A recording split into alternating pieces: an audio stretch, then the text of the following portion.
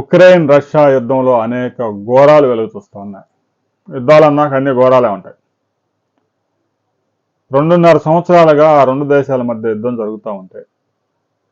అగ్రరాజ్యం తర్వాత అతిపెద్ద అగ్రరాజ్యంగా ఉన్న రష్యా ఒక చిన్న ఉక్రెయిన్ని ఓడించలేకపోయింది.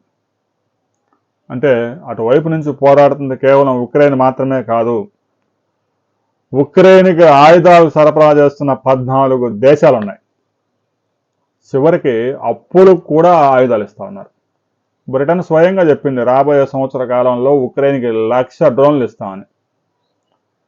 ఇక దీంతో రష్యా సీరియస్గా తీసుకుంది. ఈ యుద్ధాన్ని గనక రాబోయే సమీప రోజుల్లో 30 రోజుల్లో గనక క్లోజ్ చేయకపోతే రష్యాకి వ్యతిరేకంగా పోరాడే శక్తులన్నీ ఉక్రెయిన్కి ఆయుధాలు సరఫరా చేస్తా ఉన్నాయి. ఉక్రెయిన్ కూడా స్పష్టంగా చెప్పింది 10 లక్షల మంది రష్యా సైనికులను ఊచకోత కోసాము అని. రష్యా చెప్పినంత మంది కాకపోయినా 4 లక్షల మంది రష్యా సైనికులను కోల్పోయింది అనేది స్పష్టం.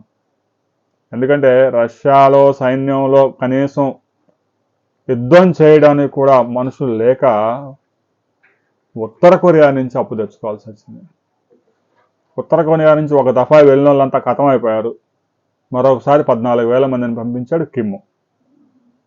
ఇక ఉద్యోగాల పేరుతో పలు దేశాల నుంచి తీసుకెళ్లి సైనికులు సహాయం చేసే పనుల్లో పెడతా ఉన్నారు రష్యాలో.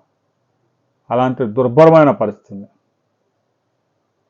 రష్యా యుద్ధం ఉక్రెయిన్ యుద్ధంలో చనిపోయిన శవాలు సరిహద్దుల వద్ద గుట్టలుగా కంటైనర్లలో సరిహద్దుల వద్ద నిలిచిపోయాయి. రష్యా సైనికులను ఉక్రెయిన్ సైనికులు చంపేశారు, ఉక్రెయిన్ సైనికుల్ని రష్యా సైనికులు చంపేశారు.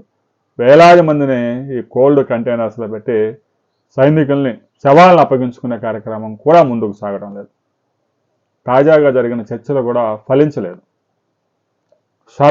అనేక షరతులు పెడతా ఉంది ఉక్రెయిన్. దీంతో రష్యా ఒప్పుకోవడం లేదు. ఒక షరతు పెట్టినా కూడా మేము యుద్ధం ఆపమన్నారు. ఈ యుద్ధాన్ని ఎక్కువ రోజులు కొనసాగించే కన్నా కూడా అణుబాంబు ప్రయోగం చేసి యుద్ధానికి ముగింపు పలకాలని పుతిన్ ప్రయత్నాలు చేస్తూ ఉన్నాడు అనే అనుమానాలు కూడా ఉన్నాయి. ఒక్కసారి అణుబాంబు ప్రయోగం జరిగిందంటే ఆ యుద్ధం ముగిసిపోయింది. శాంతి చర్చలు ఫలించేలాగా లేదు. యుద్ధం చేసి అలిసిపోయి ఎవరో ఒకరు తగ్గితే తప్ప యుద్ధం ముగిసే పరిస్థితులు కనిపించడం లేదు. రెండు వైపులా యుద్ధం చేయాలన్న కుతూహలం లేకపోయినా ఇద్దరు నేతలు పట్టుదలకపోయారు. ఎవరి మాట వినడం లేదు. అమెరికా అధ్యక్షుడు చెప్పినా వినడం లేదు, భారత ప్రధాని మోదీ చెప్పినా కూడా వినడం లేదు. అందువల్ల పుతిన్కి ఆ ఉక్రెయిన్ అధ్యక్షుడు జెలెన్స్కీకి మధ్య సంధి కుదరడం లేదు. గత ఏడాది కాలంగా కాల్పుల విరమణ కోసం, యుద్ధానికి ముగింపు పలకడం కోసం పలు దేశాలు చేసిన ప్రయత్నాలు ఒక్కడు కూడా ముందు పడలేదు. దీంతో రష్యా ఇంకా తీవ్రమైన నిర్ణయం తీసుకునే అవకాశం ఉంది. అణుబాంబు ప్రయోగం కూడా జరగబోతా ఉందని వార్తల్లో వస్తూ ఉంది. రాబోయే కొద్ది రోజుల్లో ఆ ప్రాంతంలో ఏం జరగబోతా ఉంది, తీవ్రమైన నిర్ణయం తీసుకుంటాడా పుతిన్ అనే వివరాలతో మనం మరో వీడియోలో తెలుసుకుందాం.